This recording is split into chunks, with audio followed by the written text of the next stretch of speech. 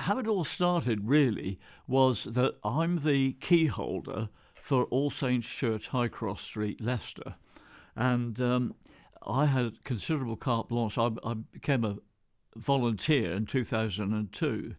And at the same time, there was a run-up, of course, people were thinking about the commemoration of the 1914-18 war. And there was places being closed, like working men's clubs, chapels, and then, in due course, Church of England churches, which were more or less unheard of at one time. And I used to contact the persons concerned, and because I'd got the care of All Saints, I could just take things in willy-nilly. Nobody ever asked any questions. I just used to store a number of them against the south wall of the church where their own war memorial was.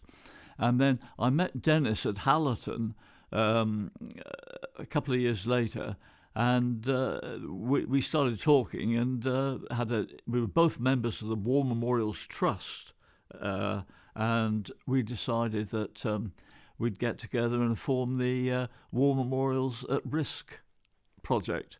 And we just used to use the chancel at All Saints initially. We have our memorials that we've rescued and retained in the chancel at All Saints. An at-risk war memorial is one where the people who should be concerned with it are no longer really interested or are completely baffled to do with it. It's the change of use of the original building is the prime cause for war memorials being regarded as a nuisance to the future. That is the major one, because then they could be totally lost to vandalism, breaking up, selling, dumped in a skip. And over the years, we have spent some money and led the way on the restoration or relettering or repositioning of some 15 war memorials in situ, which is obviously not something that we can demonstrate physically, but we have done that in many cases. And there we have achieved our aim of keeping it in its original location, but in a better state.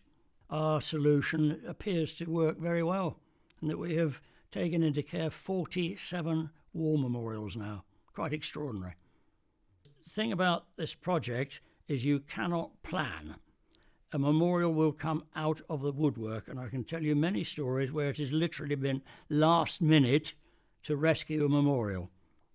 Classic example, really, and this is a World War II memorial as well, is this stained glass window from the Ayleston Working Men's Club. And Chris and I were at a meeting on a Monday evening, and someone whispered in our ear, there is a memorial for sale at some fancy auction house down at Broughton Ashley.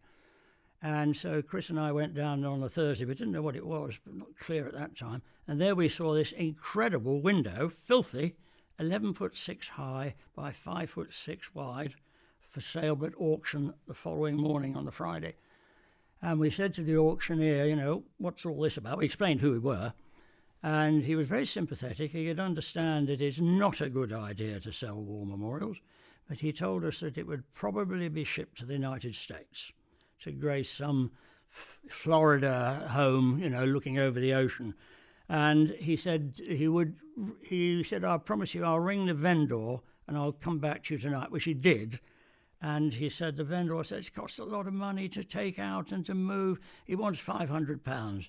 We said, look, we don't buy and we don't sell, but in this instance, force majeure. And so we gave him his £500, got the memorial, that's another story, and to his eternal credit, the vendor never cashed the cheque.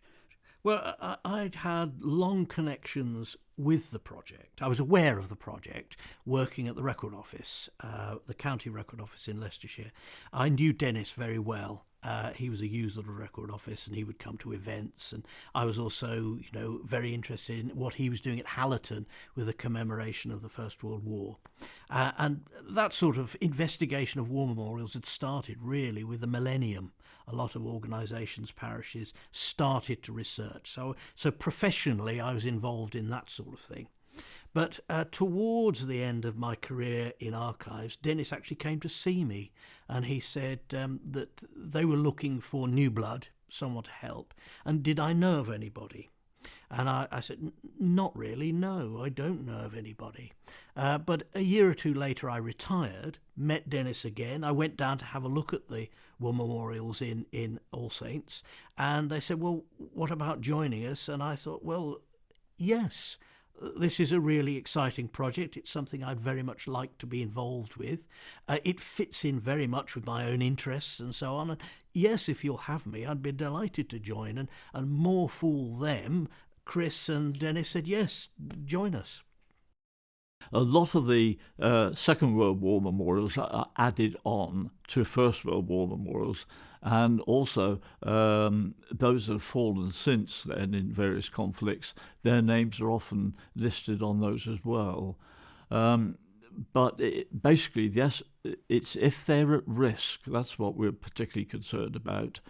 I mentioned the commemoration of the First World War. Of course, that did give a great impetus to people researching family history and establishing links with the First World War. The St Augustine's Church on Foss Road North, which is completely demolished now, completely gone. It's a car park now to a supermarket.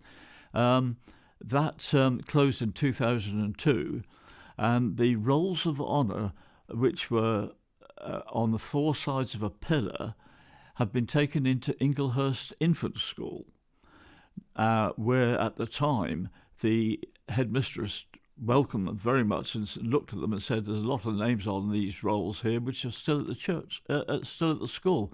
And in fact, we had a very good ceremony after we paid for them to be placed in the hall there.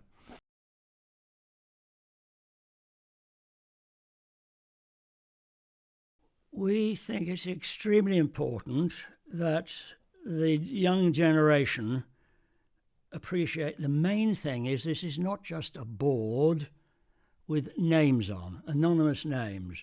Each of those names was a real person who had a father and a mother, a son or a wife, other relations, whose life was snuffed out.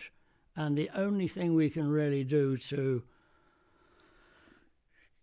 really honour their memory is by making certain that their name is there, and where we can do research so that we can fill out the story of their life before they were killed, so much the better. But it is making certain that those who come after see to it that their names be not forgotten.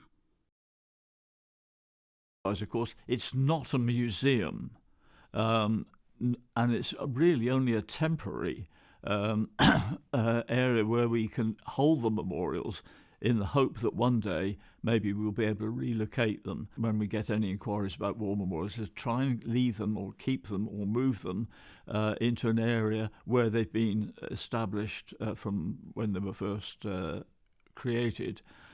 Where that's not possible for various reasons like the demolition or closure of a church or chapel, so we will take them in. And the reaction of people when they come into the chancel, which is fairly small, is one of surprise and amazement and appreciation. That's a great thing, and I have, and Denis, of course, will bear me out. Many people have expressed their appreciation of being able to look at memorials which they thought they had gone forever.